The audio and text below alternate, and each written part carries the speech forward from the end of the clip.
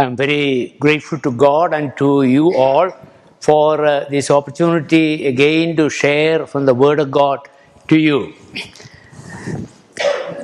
Deepest thanks to Pastor Alex and every one of you for the warm welcome Sahi and I receive when we come here once a year. Thank you for your embraces. Thank you for your love. You are a special gang. You know, I go around to many churches around the world.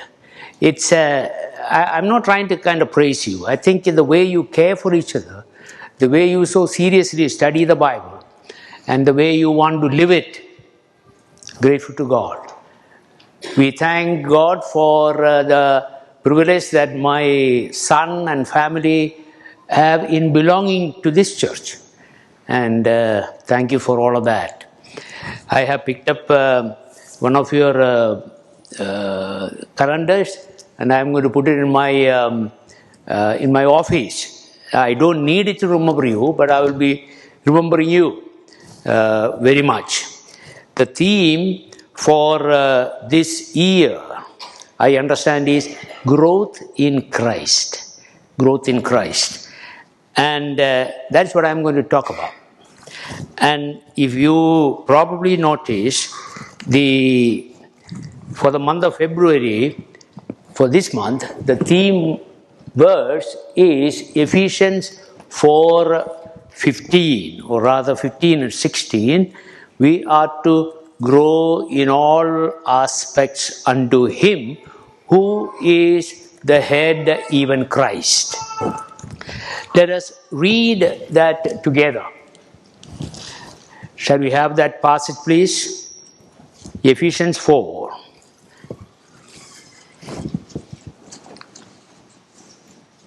Okay, let's read it together. Instead, speaking the truth in love, we will in all things grow up into Him who is the head, that is Christ. From Him, the whole body, joined and held together by every supporting ligament, grows and builds itself up in love as each part does its work. You have gone through an Ephesians study of the book as a whole. And what I'm going to share with you is an overview of the book in terms of growth in Christ. That will be my specific focus. Unlike Paul's other letters, there is no controversy dealt with here. There is no problem that he is trying to solve. He is giving some general instructions. So what he is really saying in the book of Ephesians is, our God has a big agenda. He has a universal plan. That big agenda, as it is explained in first chapter, verse 10, is to bring everything, all things under one head, Christ. That is his big agenda, to bring all things under Christ. And Paul, in his second letter to the Corinthians, will explain this as reconciling the world to himself in Christ. That is God's big agenda. In that agenda, in this universal plan that God has, in book of Ephesians, the letter of the Ephesians, first he deals with individuals. How does God make individuals, each person his own? Then he talks about the church, how the church is a united body to implement the plan of God. Then it talks about the world, reaching the world through the church. In all of these dealings, family gets a special focus. Last time when I spoke to you, I explained that section on family. So this is what we are to deal with. In the book of Ephesians, the phrase heavenly realm is mentioned 5 different times. In other words, the whole focus is we must reflect heaven. Heaven on earth was the theme of our Christmas event, you remember. And the dramas, tableaus that we had and all that. So we want to reflect as individuals, as our families, as a church, what God is and what His plan is. So in what I share with you this morning, I want to be down to earth, practical.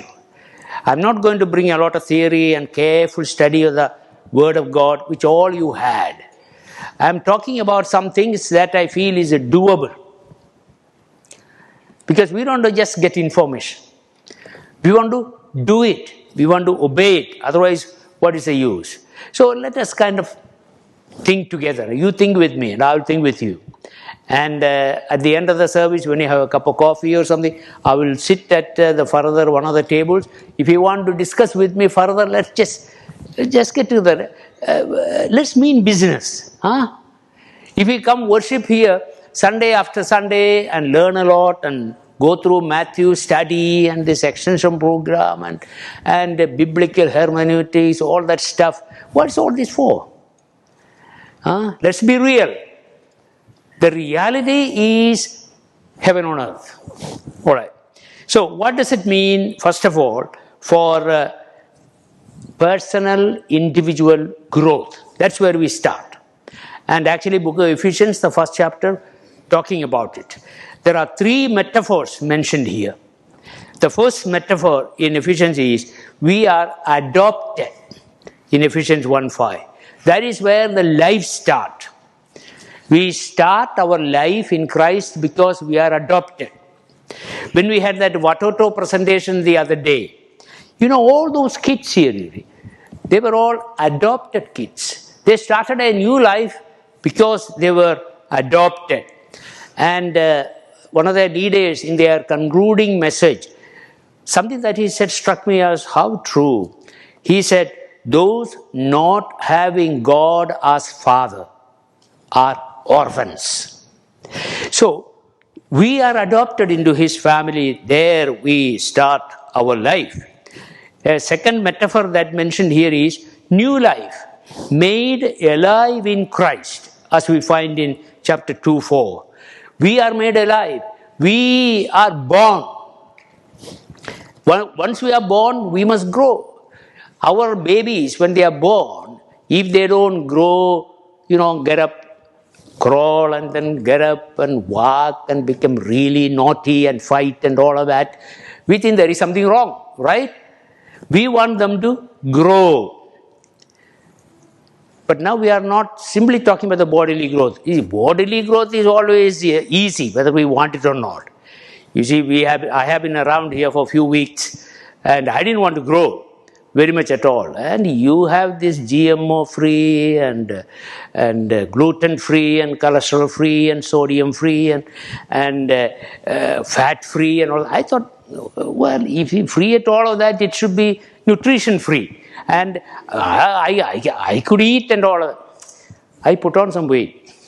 And that is what happens when you live with a daughter-in-law who is an excellent cook and putting before you all sorts of dishes and all that. You watch out. So we are not talking about bodily growth. I wish some of us didn't grow bodily like we do.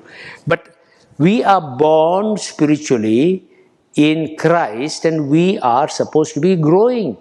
Peter would say, are you still babies drinking milk? You see, many of us are like babies drinking milk.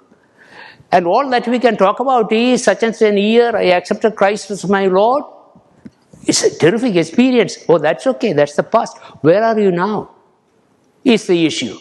Growth of each one of us. A third picture that is given here in the book is the bride-bridegroom picture. The word bride-bridegroom is not mentioned, but Christ as the husband and church as the wife. That is what is mentioned.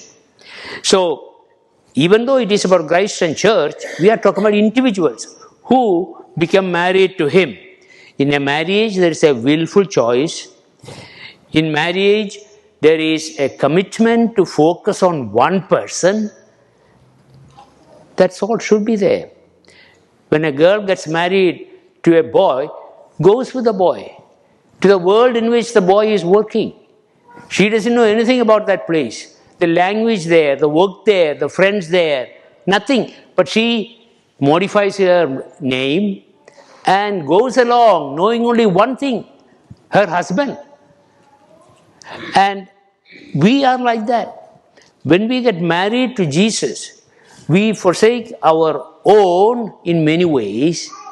What we considered precious, in many ways we set aside, and we go with this one person. Go forward.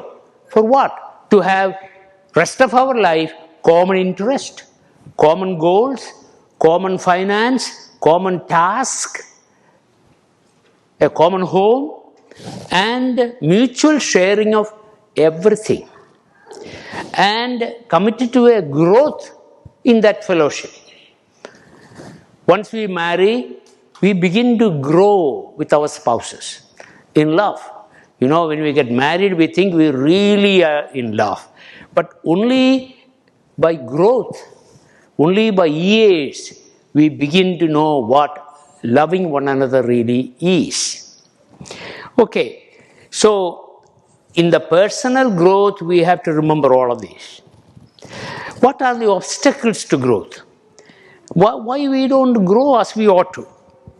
Very often we say obstacle to growth is we are too busy. But growth in my thinking is not a matter of time. It's a matter of mindset. We have a mindset in which we feel the presence of God. We hear His voice in everything. We walk with Him. We make decisions along with Him. We would always ask, if Jesus is doing this, how would He do it? If Jesus is looking at that man, that person, how would He view it? If Jesus is dealing with this issue before me, how would Jesus do it? So, some kind of a mindset in which we walk with Him, we are always with Him, that is key to growth. We must take time to study the Bible. That takes time. We must take time to pray. That takes time. We must take time to come to church regularly. That takes time. But in my thinking, much of our spiritual growth is a kind of mindset we have day and night, always. For example, I don't know how many of you really pray when you drive. And traffic can be, pretty bad sometime. And the choice is, you can stand still in a traffic and kind of curse people or whatever, have a rebellious mood, or pray. Just talk to God. When somebody is sitting by your side in the front seat or back seat, you talk. Why don't we just talk to Christ? Talk to God when we drive, even loudly. I mean, it's not a matter of time. It's a matter of how you put to yourself. And very often, another obstacle is, it's not a priority for us. And all of you think, I'm sure many of you think, oh, now I am much too busy, I cannot handle it. A little bit later I am going to get more leisure, more time. I have news for you. I am getting into completing 85, getting into 86. I always thought, I'll get more time later on. You never get more time. Now is the time. When you get older, you have more issues to handle. If you think that your children are too much to handle, when you get a grandparent, you have children's issues and grandchildren's issues. So you are not going to have more time to grow in spiritual life. Start it now. Today. Today is the time. But very often, hindrance to growth is some hidden sin in us that we haven't really cleared. I mean, don't think that when we get accept Christ and converted, everything all of a sudden turns to bright light. No. But there are things that by the help of the Holy Spirit we can clear. So there could be something. If there is something like that we haven't really surrendered to Christ, something that we have not really confessed, let's face it, that has to be dealt with before Christ. It's kind of a it's kind of a disease, it's kind of a root. You know, my wife has a very good garden in Tiruvalla. We bought a very expensive, costly, a special kind of a cycas palm. And it grew very well and all that. All of a sudden it became dry. It's almost dying. And those who know it, they say there is some problem in the root. It's not a matter of giving more manure and more water and all of that. Something wrong in the root. You see, in lives also, in our growth, there is something there, a small thing as a root. That only the Holy Spirit can tell us. He is the one who convicts us. So, spend time with Him to clear that off. Okay. So, these are some of the obstacles to growth. Now, what is our inward growth? Growth has to be more inward growth. It is the inner power. Book of Ephesians several times talks about this inward power. First chapter 19, it talks about the incomparable power for us who believe. Chapter 3, he talks about working of His power in us. In chapter 3 again, he talks about you may be strengthened with power in your inner being. See, Ephesians is talking about how our inner being should be empowered. That is where growth really is. Gandhiji used to talk about the soul power. You remember? Soul power to fight the British Empire. That's what he did. So, why we do not give much attention to our inner power, to grow in our inner power? We have a preoccupation with our outside world, our outward qualification. How do we appear to be outside? There is something like, I have a chart here that shows outside world and private world. You see, when we look at that, we are all fairly good in the outward circle. Our title, respect we get from others, our professional competence, public image, and all that. Okay. And then we decrease a little bit when it comes to our efficiency with the people we minister to and our colleagues. And we still become less efficient with our family and friends. And when it comes to our inner world, our inner heart, we are pretty weak. So our concern is more outside than our inside. So we need to know that our specific interest ought to be our inner growth. Bible study, prayer, worship, all of these are important. You are going to study more about it during these coming Sundays, I am sure. But I want to say very often, what is lacking for our inner growth is our lack of integrity. That is a key to our inner growth, is our integrity. What is, please go, what is integrity? How do you define integrity? In Proverbs we read, above all things, guard your heart. It is the wellspring of life. Heart is a wellspring. Jesus said, it's not anything that goes inside you, but that comes out of the heart. So, heart is the key. We want to appear before others what we are not. And therefore, we give a false image about ourselves. But who are we at a close range is the issue. You must have seen, and I have, the Mount Fuji in Japan as a very beautiful, absolutely beautiful mountain. And when we think of Japan, we think of this Mount Fuji. Sometime even when a plane flies over it, the pilot would tell us there, Mount Fuji on the right side and so forth. It's a very attractive thing. One time I went very close to Mount Fuji. absolutely dirty. You know, a lot of soda cans and things that the tourists throw around, everything is there.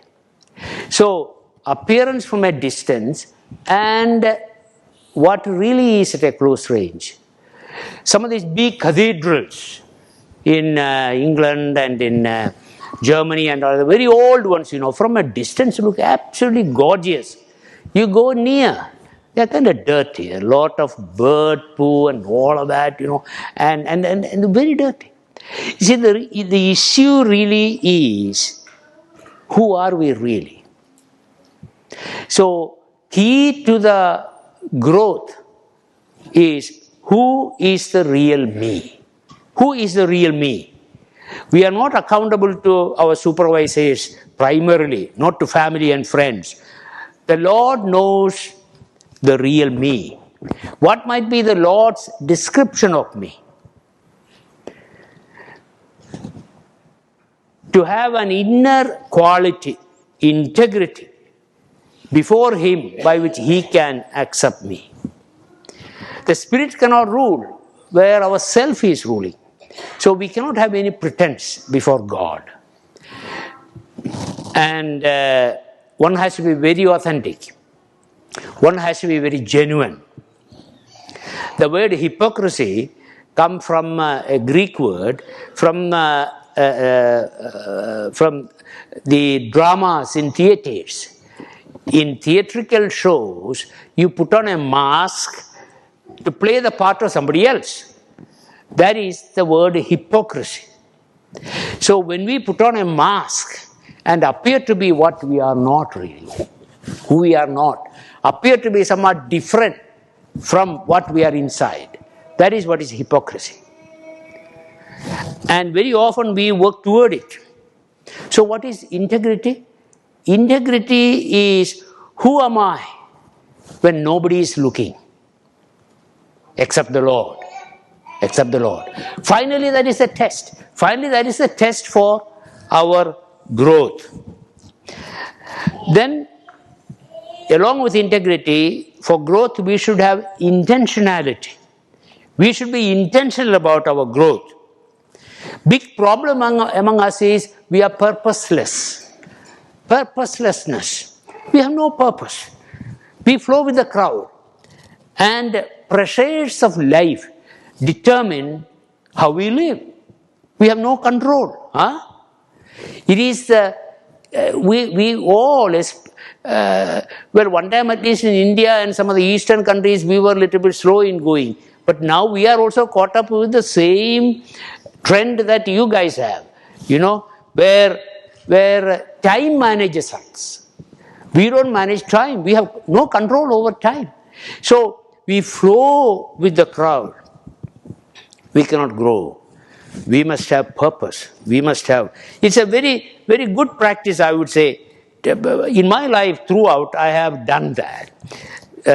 To set specific goals and specific standards by which we can measure the achievement of those goals. Is that possible? Goals for growing in Christ. How can I personally grow? These are the things I am going to do. Our own family, to develop into a better quality family, these are the few things we are going to do. In a broader circles of relationship, this is what I will do. For growth in general knowledge, we will do this. Our professional growth, we will do this. In service for others, we will do this. You see, to be purpose-driven in our life is very, very important. So in personal growth, we must make plans in many different ways. It is not just spiritual alone, physical, social, mental, spiritual. Like boy Jesus. You remember? About boy Jesus, it is said that he grew in stature, in wisdom, and in favor with people, and favor with God. I mean, these are the 4 areas where it's not only boy Jesus, not only boys and our children, all of us ought to grow.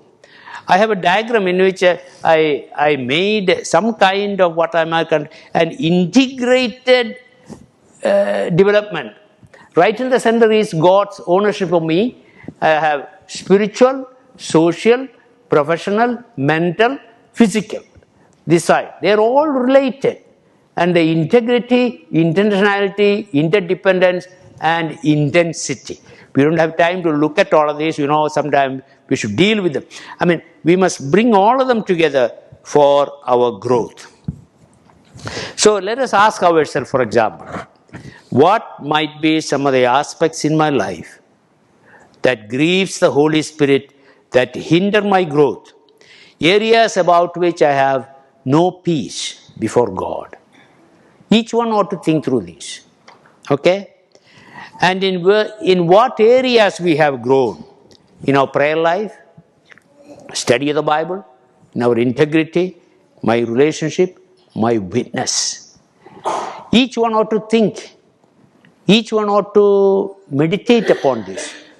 Take time to do it and make goals before we go forward. Okay, let's look at the second area of growth, our families.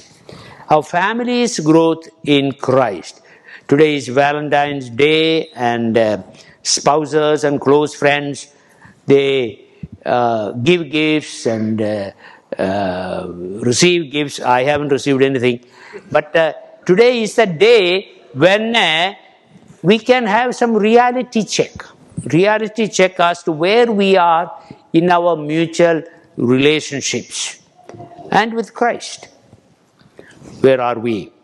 Here also in Ephesians, family gets very important role in dealing with God's broad goal in each person and the church and the world. Through the church, family gets a big chunk of that epistle.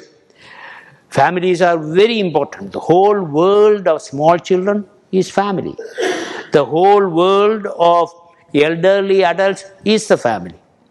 It is the family that makes us. It's the family that shapes us, and it may be the family that breaks us. Family plays such a critically important role, and that is why book of Ephesians give many chapters for that. Ephesians would say husband-wife relationship should reflect the character of what? Christ-church relationship, isn't it? And talking about children, parent-children, it is said, bring them up in the instruction of the Lord. And in dealing with master-slave relationship, in our context it is what? The boss and employee kind of relationship. Remember, the Lord is the master of both. So, God is the center of the family. And marriage is not a journey of two perfect people. Marriage is a journey of two people imperfect people who are committed to grow together. And it is not a journey of two people, it's a journey of three people. Christ journeying with us, and we journey on. What would be a Christ-centered family? What could be a description of a Christian family? There are many areas we can talk about. We don't have time to deal with them. I would just go through just a few of the areas. If anyone is interested, I have some of these listed, and also what are some of the Christian values that we bring up in our children listed. I'll be happy to share with you if you give me my email and all that. The family, a Christ-centered family, first of all, should be under God King. Every room in the house filled with God. He rules. And family that prays. Pray together. Prayer, the family prayer sometimes can become a ritual. No, it should be something creative about it. Once a week you do intercessory prayer. You pray over scripture verse, applying it to them or claiming that. Have sentence prayers by everybody. Praise and thanksgiving and affirming God's greatness and using our scripture verses in prayer is a must. So our prayer ought to be powerful. Don't have this traditional, boring kind of family prayer, which means nothing sometimes. We do it as a ritual. We feel a little bit guilty. We don't do it. Make it alive. Make it creative. Make it a learning process. Coming to the church and hearing a message once a week of 45 minutes or Sunday school, not enough. You have to grow in the understanding of the Bible by a regular set aside time of family prayer. Family prayer. My father used to talk about, anybody can give tithe of money. How much it is, calculate and give. But you give tithe of your time, he used to say. If you have 10 active hours a day, give 1 hour for the family prayer, private devotion, for some service to others, attending the church or whatever. Give at least a tithe of your time to God. And just like, sometimes when we don't have enough money, those who set apart their tithe, and every time when there is some good cause for which money should be given, when we take from that set apart tithe, we don't feel bad at all. But if there is all mixed up with our total money, can I afford to give? There is not enough to live on and all of that. But when it is from that set apart money, we feel very comfortable. So set apart some time for God. Tithe. So if you take half an hour for family prayer, don't feel bad. That's His portion, not ours. So family prayer is family that loves each other. A family that sings as if angels have joined you. Let the family be a singing family, a joyous family, a happy family. Let the family be learning all the time. Keep learning with a thirst to know. Learn from one another and so forth. And family that should have a common discipline as far as what do we eat, our recreation, watching TV, spiritual exercises, our own physical exercises, avoiding indecent words, living noble values. In living noble values in this country, maybe a counterculture for you. Because I hear certain languages with the politicians and so forth that we don't want our children to ever use and say. So you live counterculture as a family, as an individual. Unlike most others, the others can do it. We can't. We belong to somebody else, Christ.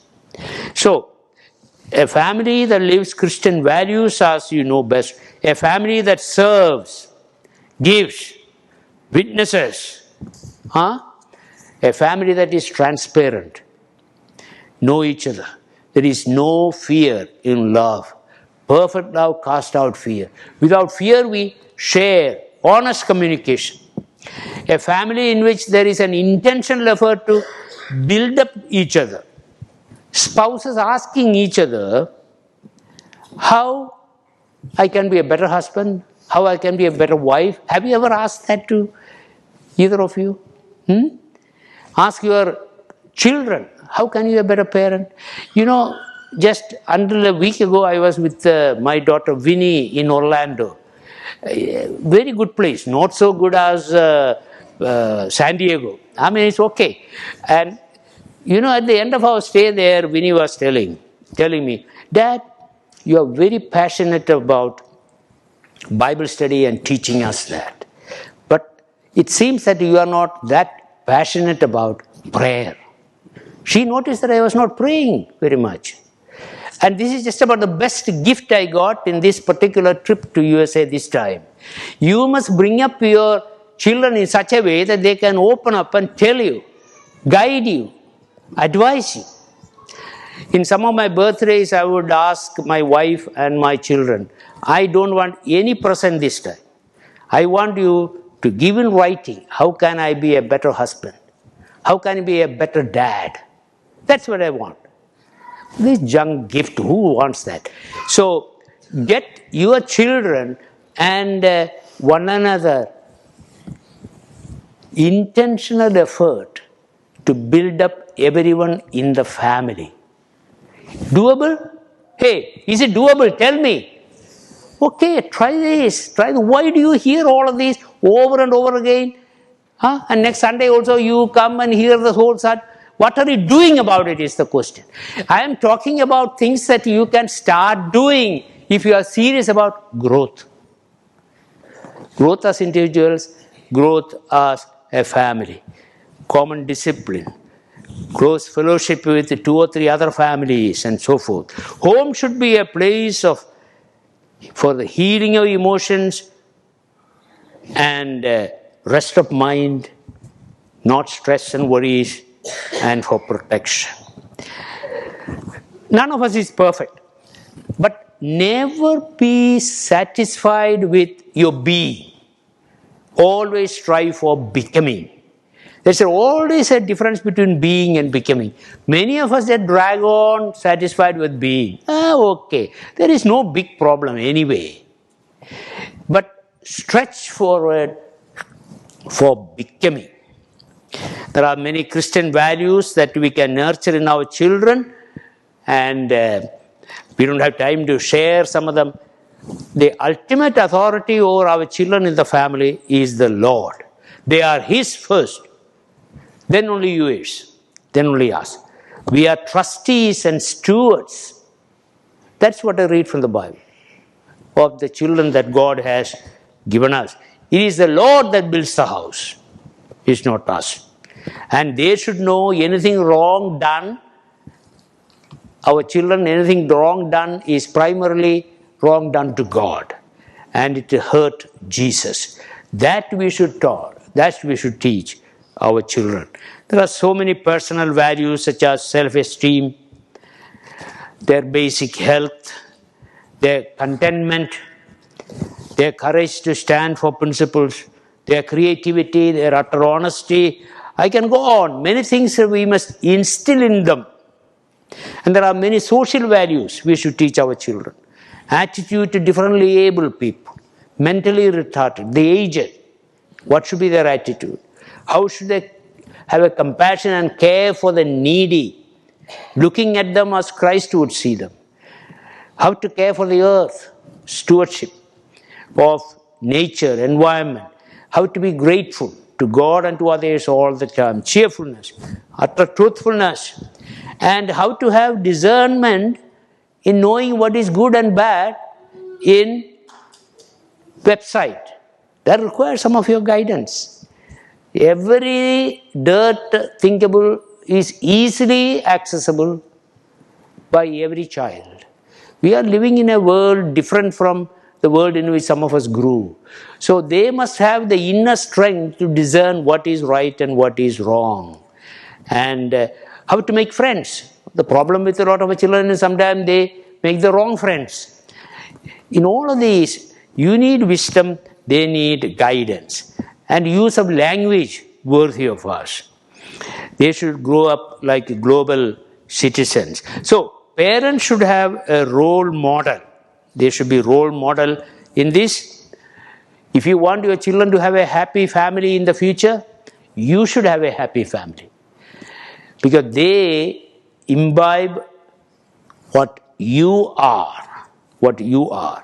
It is the way you live that shapes them. Remember, it's not all the lecture you give them, all the discipline that you give them. It's the way you live. They are going up. And therefore the onus is on the parents. They should have the humility to listen to them. They should be teachable. They should always be true. If as dad or mom, you are wrong, you did something wrong, or you said something that is wrong, admit that before the children. That is utter truthfulness, and that is what they would learn from you. Not that we must always stretch for something greater, higher. Not that we, at any time we are kind of perfect. The Olympic motto, you remember there are 3 words in the Olympic motto: Citius, Altius, Fortius. You see, faster, higher, stronger. It is not the fastest. That is what you always think in terms of, the goal. It's not the fastest and the highest and the strongest. The motto is faster, higher, stronger. It's always go a little bit more. And the difference, especially in short sprints and so forth, the difference between the gold and the silver and the bronze might be 1,000th of one second divided by 1,000. That may be the difference, just a slight difference. But you always, therefore, in our spiritual life, go for something higher. And finally, about our church growth. You are going to learn quite a bit about our church, I am sure, growth of the church. Here too, there are some metaphors in the book of Ephesians. The primary concern to start with there is the unity. Unity between the Jews and the Gentiles. So unity is very important. So in the book of Ephesians, I used to speak about three main metaphors, all starting with the word be. Bride and bridegroom, we always dealt with that. And secondly, building. And thirdly, body. And all of this can be applied to the church. But in primarily, the building and the body. Building. Cornerstone is Christ. It's the foundation of the apostles and the prophets. To us, now that's the Bible. A building has different kinds of part. Wood and metal and all sorts of different types. All of these ought to fit together to make up the building. Joined together as one. As a house for the Holy Spirit. Household of God. So, it's the diversity among us and our unity and all of us fitting together. We cannot say so-and-so is different, so-and-so doesn't sing, I sing, or so-and-so cannot teach in the Sunday school. We all have different talents, but we all need one another. And it is Christ who builds the church. It is not the pastor, it is not our money, it is not anything. As we heard last Sunday from Matthew 16, I will build my church. It is not Peter or anybody. I will build my church. It's Christ who builds the church. Then the metaphor of the body. The whole body, that is what Ephesians 4:15 also, that we looked at. The whole body joined together. It's a different kinds, but it's all together one. You see, Paul goes on to say in in Corinthians 12, the whole body is not all hand. The whole body is not just head. The whole body is not like, we are all different with the different functions, and we should work properly, make the whole body, the church, to grow. And in the body, it's very often it's the hidden parts that are more important, isn't it? We talk about, how beautiful face, how beautiful nose, Oh, look at that. You see, but brain is much more important. We never heard anybody say, what a beautiful brain, what a beautiful liver, what a beautiful lungs, I mean, these are the most important parts are all hidden. And we can live without nose, but we cannot live without brain. I mean, there are people who live without brain, I know. But you see, we cannot, our emphasis, what I am trying to say here is, in the church, it is not the theologians and the pastors and the bishops and the big guys who come. In God's sight, it may be some hidden people, faithfully praying. It's God to decide who are the big shots in the church. Okay? And Ephesians 4 would clearly say, all have some gifts. All have different gifts. And everybody ought to use those gifts. So, that is what church is. Each part needing the other parts. In joy we are together, in sorrow we are together. This church, I notice, when somebody is hurting, as a church we go to that house, pray with that person. Somebody in the hospital, we pray for that person. See, this is what church is supposed to be. We share in joy and difficulties with one another. We support each other. We all have that kind of a ministry. So, we should build each other. Build each other. That is what church is for. Others. And church is for others. You see, church is not a club of the like-minded. It is the only club that exists for others. We are a club for others. It is a team of people who are being transformed, bringing people to Christ to be transformed. Last Sunday also we heard how Matthew 16, we ought to as a church demonstrate the message of the cross, message of the gospel, and declare the message of the gospel. Both should grow together. We should build up each other, feel with each other, and very often it is our limitations that God uses, our painful experience that God uses. Who can be a better help for somebody who have children with special needs than the one who has a child with special needs? Who is a better person to counsel and comfort somebody who lost a dear one than one who has lost a dear one?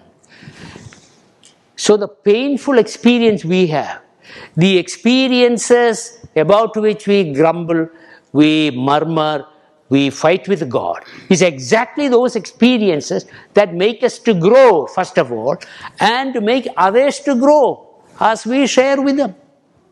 This is God's economy.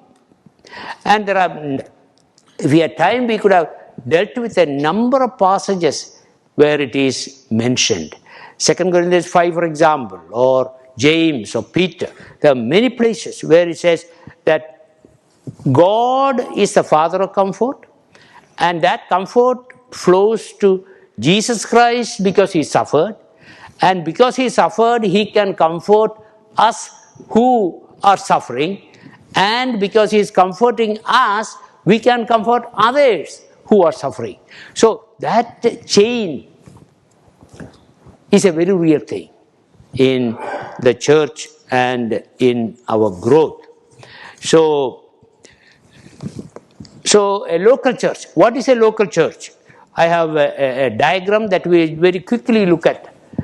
Nature and purpose of the local church. Right there in the center is the pastor. Then around the pastor is a core group. The pastor's role is not a superior role spiritually to the role of others. It's a different function, a different calling. All of us have that call. He has to be a model. His work in Ephesians 4 is mentioned, equipping the members for the work of their ministry. That is the pastor's job, to equip each one of you for the work you must be doing. Okay? Then we have the core group around him, a core group, a delegation of various works for the church, and the mutual accountability and total love and so forth. Then we have the faithful members of the church. They all ought to grow individually, and they are committed to serve and to reach out. You know, when Jesus talks about the salt of the earth, if the salt is on the side of the plate, no good. It has to be mixed with the whole food. So we have to mix in the society. And that's the only way we become the salt for them. So you have opportunity of ministry that the pastor or a theologian like me do not have. Because you are, in your profession, dealing with the society at large. That is where the witness ought to be. And you are called for that. Then, of course, there are these outsiders. These outsiders where God is working among them. God is already there. God is dealing with them. God wants to use you as an instrument for that. What is the church's growth and health? The growth of the church. God wants the church to grow. Not as an institution alone, but in spiritually. Grow in width, grow in depth. Spiritual growth is not automatic. Okay? Spiritual growth, we have to make an effort. We have to obey. We have to be intentional. Just like swimming. You can learn a lot of theory about swimming, but you have to actually swim to learn it. Or driving. You can learn from the book and all of that how to drive, but you have to be actually driving. Spiritual exercises or spiritual learning is like that. Only by obedience we can do that. And also, growth is not a private thing. Growth is a corporate thing. Because in this passage that is before us, we said the body image. It is the whole body joined together, build itself up as each part does its work. So each of us has to do our part of growth for the whole body to grow. And the signs of a healthy church are our fellowship, our growth, the strong biblical foundations we have, our regular worship, and the unity of all members, and each one reaching others, our service. Now, in conclusion, I just want to say, in terms of growth, what Christ owns, He always makes it to grow. That applies to individual, family, and the church. Who we are depends upon whose we are. God takes us as we are, not as perfect. In other religions, they say you work hard and make yourself worthy of God. No. We come empty-handed to God and God accepts us. But once God accepts us, He never leaves us alone. He constantly works on us. He constantly shapes us. We all do that. We work on what we have, isn't it? You parents, you work hard on the growth of your children. You are not worried about the growth of other children. You may be, but not that earnest. If God owns you totally, He works on you every day. If we are not growing, there is something wrong. There is something wrong in terms of Him having total ownership on us. He shapes us if He owns us. We all have a very close relationship with God. We know a lot about God. We study a lot. Familiarity with Him is not enough. Proximity to Him is not enough. Knowledge and learning the Bible is not enough. But God is asking for an intimate bond of marriage kind of a relationship. The divorce rate in the Western countries, America and all that, declined very fast statistically. Why? People live together without marrying, right? And therefore divorce rate is very low now. You see, cohabitation or living together, as they say in England and all that, shacking together. They live for years without marriage, familiarity. So, for their own purpose, it's good, it's fun, no commitment. So very often we take Christ in that way, you see. To know something about Him, be around Him is all very good. But God wants us to be serious. God wants us to be real. To be committed so much as individuals, as a family, as our church, so that we may grow in Him. Let's have a word of prayer together and open up to Him and pray.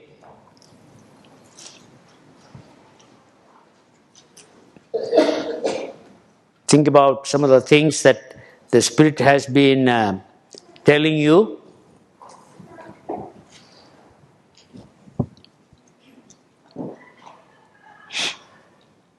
You repeat this, if you feel so, repeat this prayer after me. A very short prayer together. My Lord, you know my heart. Say, my Lord, you know my heart. May I love you deeper. May I love you deeper. May I know you better. May I know you better. May I walk with you closer. May I walk with you closer. May I serve you more gladly. Serve you more gladly. May I grow in my love for you and others. May I love for you and others. May I grow in my knowledge of you. May I grow in my service of you and your church. May I grow in my service of you and your church. Please shape me as you want me to be. You know my heart's desire. Amen.